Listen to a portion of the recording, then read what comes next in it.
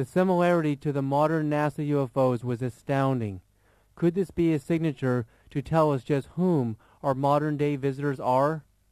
Carved on the wall of the caves was a drawing that showed a pictograph of the rising sun, the moon, unidentifiable stars, and the earth, all joined together by lines of pea-sized dots, possibly indicating the origin of the star people who had crash-landed on the earth 12,000 years ago. But what if the dots could tell us what star system the aliens came from? In 1947, after viewing a Dropa stone disk, English scientist Dr. Carl Robin Evans learned that the Zopa tribe's language. He later learned from Lurgan Law, the religious guardian of the Zopa people, the history of the Zopa people's origins. He was told that they originally came to Earth from a planet in the star system of Sirius about 20,000 years ago. Now, if we could assume that the NASA UFOs, by their amazing identical signature to the Dropa stones, the disc shape, the black hole in the center, and the spiraling groove, the square notch cut out of the side, were from the very same place, the star system of Sirius, we might know just whom our modern-day visitors are. Could beings from Sirius be visiting Earth today? The Zopa religious leader told Dr. Carl Robin Evans that there was a periodicity to their Sirian ancestors' visits to Earth. From different sources we have 10,000 BC from Dr. Sum Nui to 18,000 BC to the year 1014 AD. Considering the periodicity to the Sirian visits to Earth, could NASA astronauts and Earth have been visited by the same beings back in 1996? The similarities are too astounding to ignore, and they will get even deeper as the star Sirius shines 8.7 light-years away from Earth. I would then be led to read Robert Temple, a British astronomer's book, The Sirius Mystery.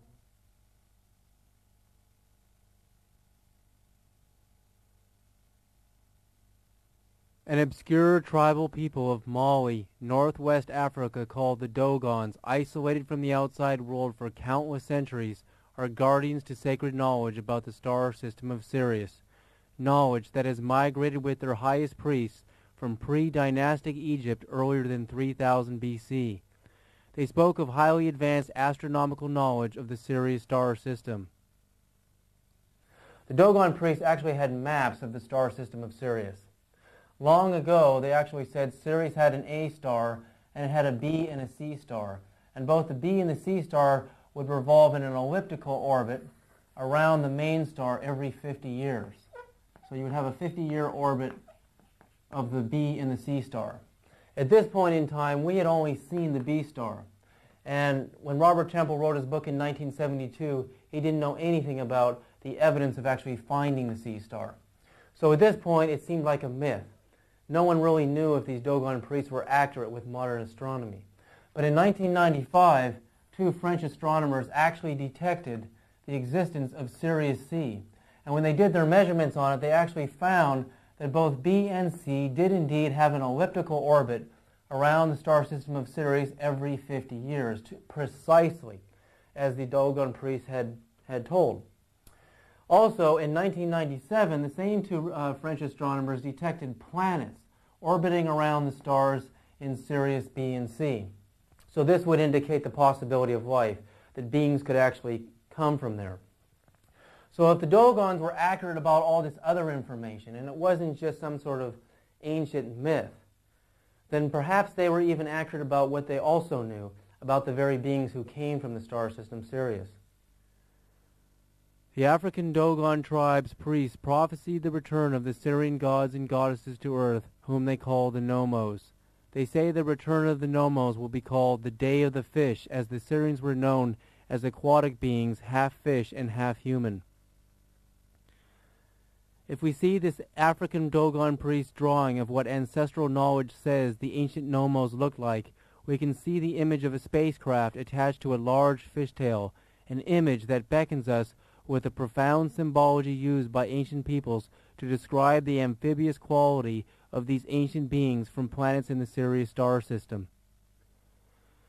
Now, if we assume that these Syrian Nomo gods and goddesses were amphibious and had to travel all the way from Sirius, 8.7 light-years away from Earth, they would need water to encapsulate their bodies in while they were in deep space transit. Now the mystery is unfolding. Robert Temple wrote in his book, The Sirius Mystery, published in 1976, we should not forget that if aquatic amphibious beings are making an interstellar voyage, they will need fresh water in their ship in considerable quantities. As this investigation began with NASA scientist Dr. Louis A. Frank's detection of water balls, the connection to Sirius was pointing towards water once again.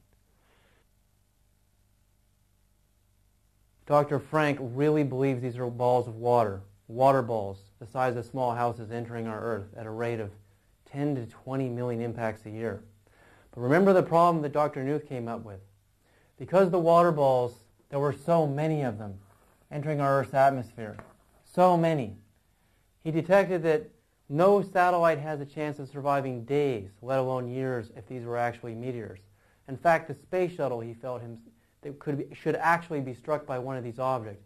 Yet he said no satellite has ever been struck by one of these objects, a fact that actually disturbed Joseph Knuth so much that he doesn't actually believe these things are water.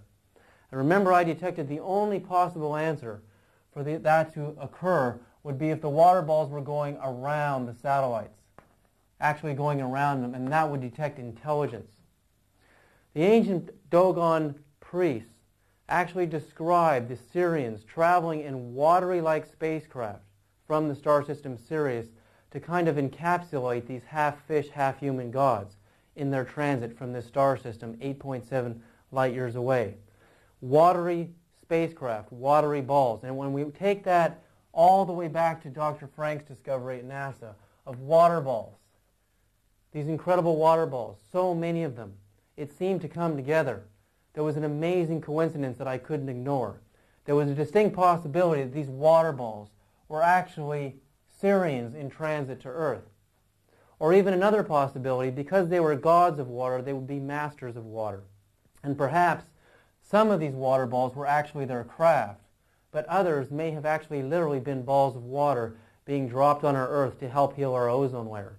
Because as I explained earlier, water eventually breaks down into hydrogen and oxygen under intense solar radiation, and therefore with the oxygen would eventually transmutate into O3, which is ozone. So could ancient Sirian gods be actually helping us heal our ozone layer?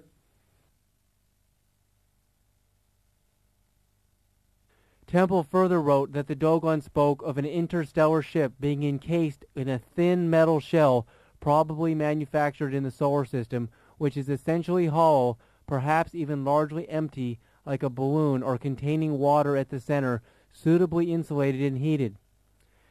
Temple was inadvertently describing Dr. Louis A. Frank's discovery of the mysterious water balls, which were so high in energy they evaded detection on infrared satellites, probably because they were encased with a radiant barrier, Temple's thin metal shell, to protect them from the intense radiation from the sun and other cosmic rays. But Dr. Frank made his first discovery in 1985, unpublished at the time, and Temple wrote and published his book, The Sirius Mystery, in 1976, 9 years earlier. In fact, he never even wrote about or learned of Dr. Frank's water comet mystery. We should not forget the Dogon priests say the Nomos will return, and when they do, it will be called the Day of the Fish. The first indication of their return, say the Dogon, will be that a new star will appear in the sky, the star of the 10th moon. Could the new stars of the 10th moon be the same as the enormous 2 to 3 mile wide UFOs seen on the NASA STS-75 mission in 1996? The Dogon priests also say that the elements which are at the moment retracted inside the body will re-emerge. Then the Nomos will re-emerge. Then the Nomos will land on the Earth again in their ark, the landing craft. From this ark will emerge the mythical ancestors, namely the very same personalities who figure in all the myths. So there will presumably be political implications to their arrival. After their return, this group of Nomos will rule from the waters as they are masters of water.